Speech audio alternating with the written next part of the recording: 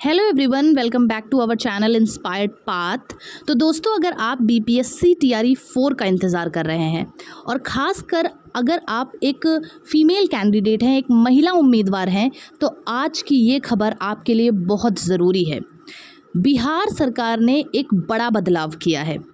अब सरकारी नौकरियां जो होंगी, जो गवर्नमेंट जॉब होगी, उसमें जो महिलाओं को मिलने वाला 35% का जो आरक्षण था, मतलब 35% का जो आरक्षण था, वो सिर्फ और सिर्फ अब बिहार के मूल निवासियों को ही मिलेगा। मतलब बिहार की जो महिलाएं होंगी, मूल निवासी महिलाएं होंगी, उन्हें ही सिर्फ 35% का लाभ मिलेगा।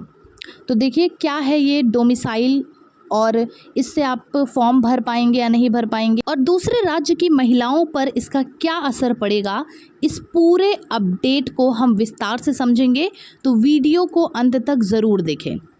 दोस्तों, बिहार सरकार जो है, बिहार सरकार के सामान्य प्रश्न विभाग की तरफ से एक आधिकारिक प्रेस नोटिस जारी किया है, जिसे आप देख सकते हैं, स्क्रीन पे देख सकते हैं, जिसमें साफ रूप से लिखा हुआ है, एकदम क्लियर तरीके से लिखा है कि अब बिहार राज्य की जो सरकारी सेवाएं होंगी, उसमें जो फीमेल कैंडिडेट्स होंगी, जो उन्हें 35% का आरक्षण दिया जाता था, रिजर्वेशन दिया जाता था, वो सिर्फ अब बिहार की मूल निवासी महिलाएं जो होंगी उन्हें ही दिया जाएगा।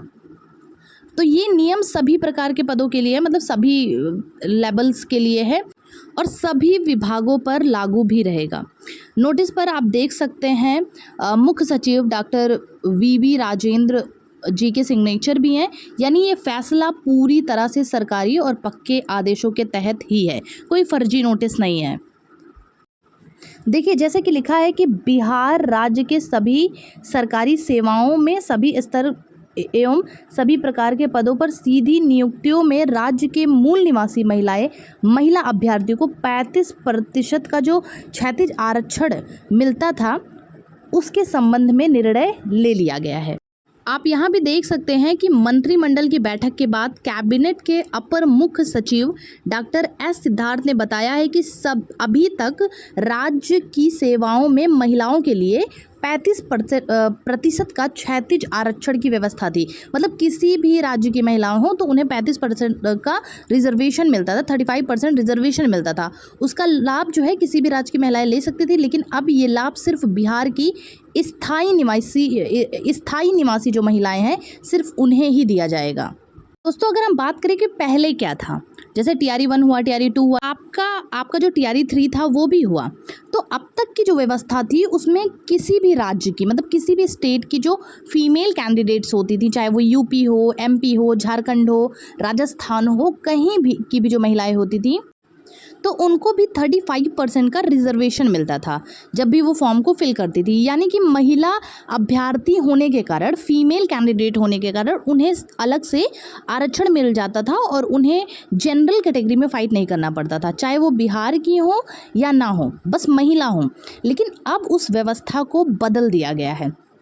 अब से ये आरक्षण सिर्फ बिहार की महिलाओं को ही मिलेगा। सिर्फ जो बिहार की महिलाएं होंगी उन्हें ही 35% का रिजर्वेशन दिया जाएगा, और अन्य राज्य की जो महिलाएं होंगी, मतलब अगर बीपीएससी टीआरई 4 का जो फॉर्म आता है तो वो उसे भर तो सकेंगे, लेकिन उन्हें जनरल कैटेगरी में काउंट किया जाएगा, उन्हें जनरल कैटेगरी के लिए फाइट करना पड़ेगा और उन्हें महिला आरक्षण का कोई फ़ायदा नहीं मिलेगा। अब उन्हें वो जो सीट मिलती थी ना, वो 30% का जो रिजर्वेशन मिलता था ना, वो अब उन्हें नहीं मिलेगा। और ये बदलाव इसलिए किया गया है ताकि बिहार की जो बेटियां हैं उन्हें ज़्यादा से ज़्यादा मौका मिल सके और प्राथमिकता मिल सके, जो कि हर स्टेट करता है। अब हमारे स्टेट का तो हाल बहुत बुरा है, हमारे यहाँ तो स्कूल बंद हो रहे हैं, हमारे यहाँ तो वैकेंसी का कुछ है ही नहीं, और बाकी ये भी एक टाइप की न्यूज़ आ गई। तो सरकार का कहना है कि ये फैसला राज्य की सेवा में, मतलब स्थानीय जो महिलाओं की भागीदारी को बढ़ाने के लिए किया गया है। तो अब आपका जो क्वेश्चन है कि इससे किस पर असर पड़ेगा, अगर आप बिहार की मूल निवासी महिला हैं तो ये आपके लिए एक पॉजिटिव फैसला है, लेकिन अगर आप किसी और राज्य की महिलाएं हैं तो आपको अब जनरल में ही कॉम्पिटिट करना पड़ेगा। आप फॉर्म तो भर सकेंगे लेकिन आरक्षण का लाभ नहीं मिलेगा। इसका सीधा मतलब ये है कि अब आपकी मेहनत और मेरिट दोनों का महत्व है, दोनों की इम्पोर्टेंस और भी ज़्यादा हो गई है।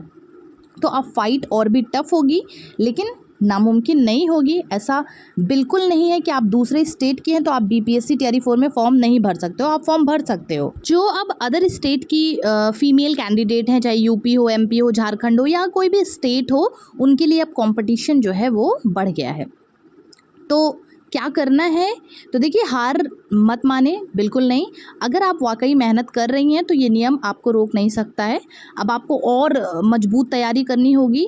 अब आपके पास सिर्फ एक ही रास्ता है, टॉप पर जाना है और जनरल लिस्ट में आना है। और यकीन मानिए, जो मेहनत करता है वो सक्सेस होता है। तो थोड़ा सा टफ हो गया है, थोड़ा सा मुश्किल हो गया है रास्ता, पर जो सच्चे वॉरियर्स होते हैं ना, वो किसी मुश्किल से डरते नहीं हैं। तो ये एक इम्पॉर्टेंट अपडेट थी, मुझे लगा कि आपके साथ शेयर करनी चाहिए।